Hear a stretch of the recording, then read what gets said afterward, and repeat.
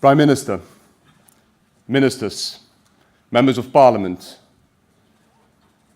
former Vice President Siim Kallas, European Coordinator Catherine Trautmann, CEO Barbara Rubeza of Rail Baltic, ladies and gentlemen, on behalf of my Commissioner, Violetta Bulc, and my Director General, Henrik Hololai, it is a pleasure to be able to speak here today in such a full house about Rail Baltic at this first forum, which I think is another key moment in the implementation of this project. A project that is not more to be decided, because the project has been decided a long time ago.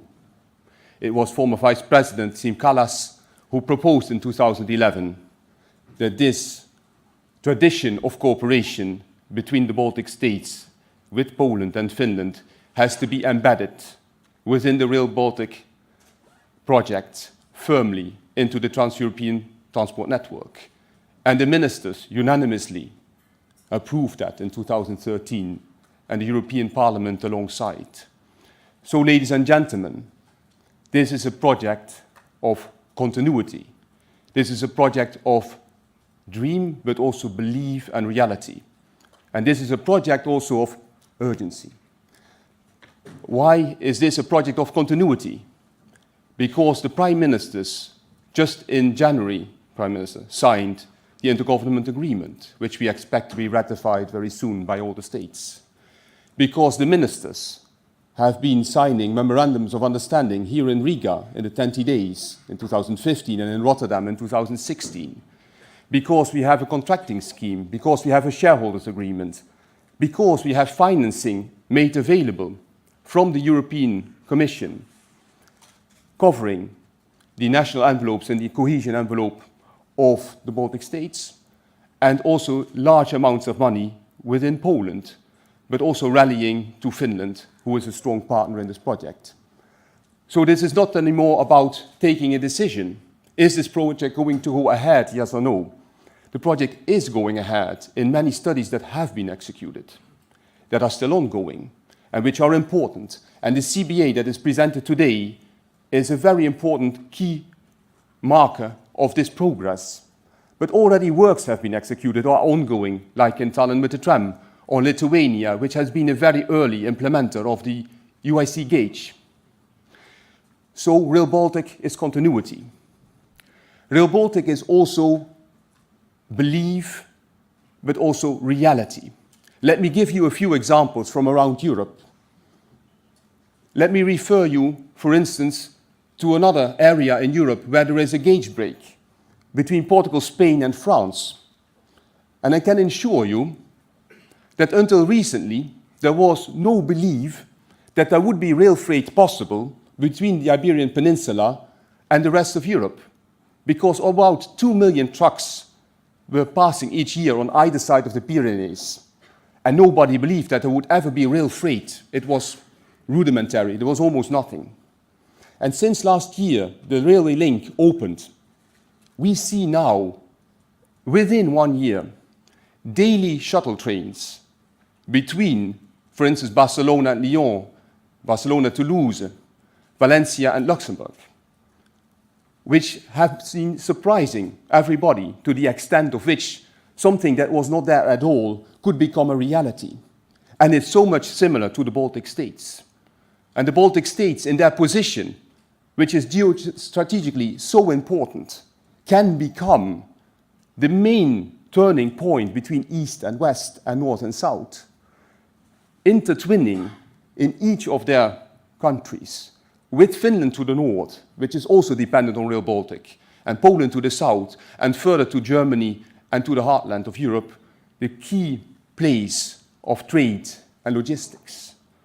Let me cite another example, which will also be highlighted to you later today, with the Eurosund, between Malmö and Copenhagen. In the beginning, just about 2 million passengers in 2000, but now way beyond 10 million passengers a year.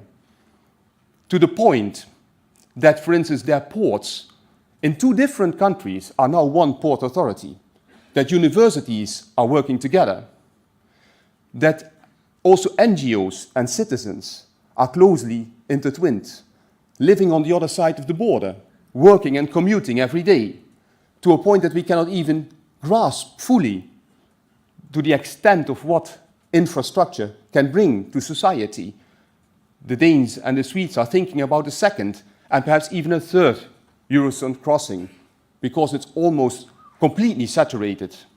And you may perhaps argue that this is logical for two regions of that size being so closely together. But I can tell you that it also applies in many other occasions, like for Spain and Portugal. But let me cite another example.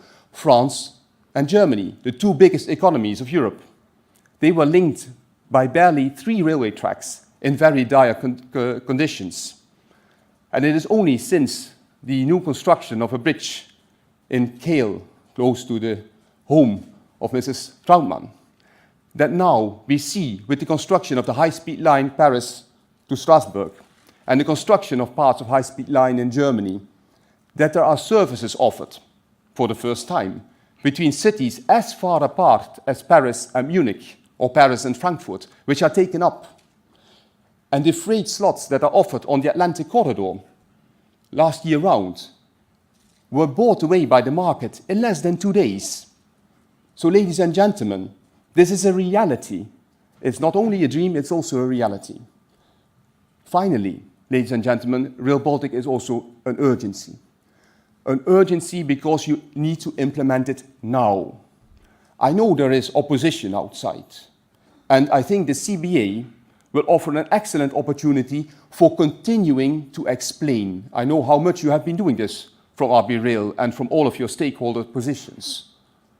But you need to continue to do that even more, because it's only by explaining the project that people will understand that this will be to their benefit for growth and jobs.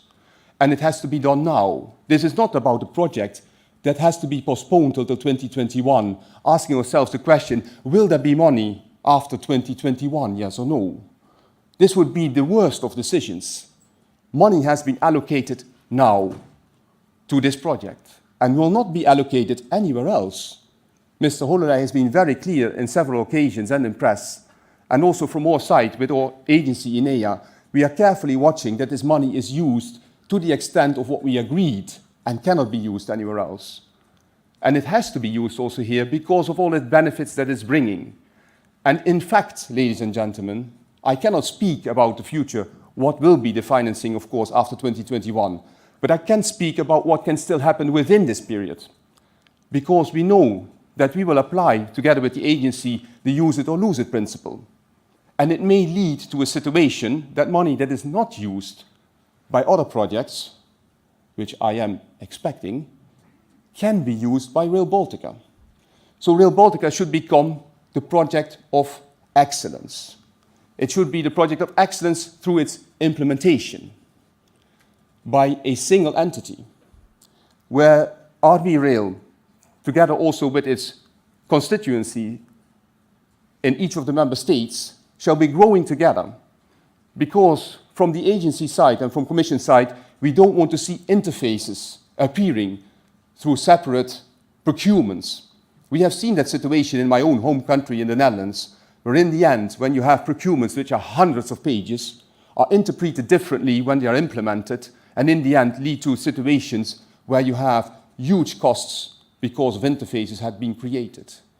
So Rail Baltic is an urgency that has to be implemented in the best possible way.